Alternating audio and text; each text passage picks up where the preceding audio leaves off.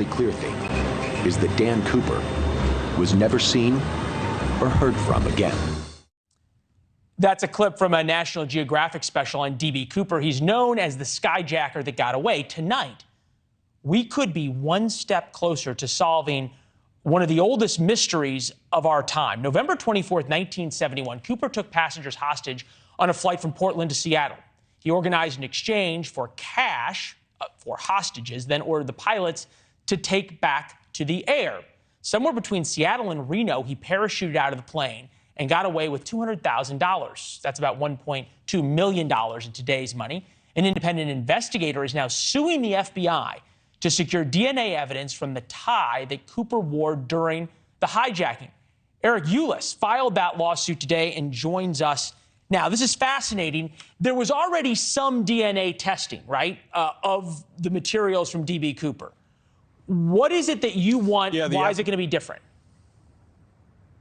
Yeah, in 2001, the FBI actually did procure what they say was a partial DNA profile from D.B. Cooper's clip-on tie, which was left behind.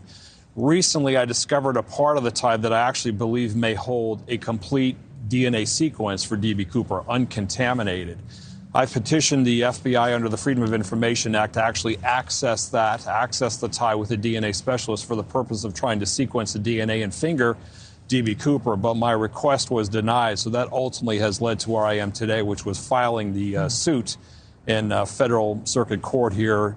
The idea being that we either force the FBI to give us access to the tie, or better yet, perhaps they just decide they want to play ball and they just volunteer the access for myself and a DNA expert for, let's say, an hour or so. They've done this before, 2 separate times before.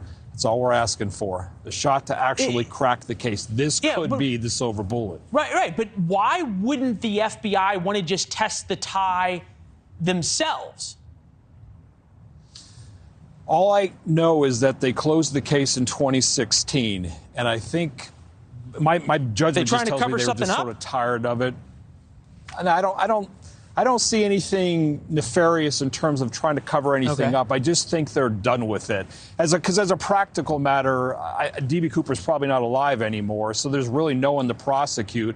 And I think the FBI ultimately made a decision in 2016 that their funds are better spent focusing on other things that are more important versus unsolved skyjackings from 1971. All right, so it's one of the great mysteries, though. I mean, it's an incredible mystery. There's all sorts of theories about it. Thanks for watching. Go to newsnationnow.com to find NewsNation on your television provider.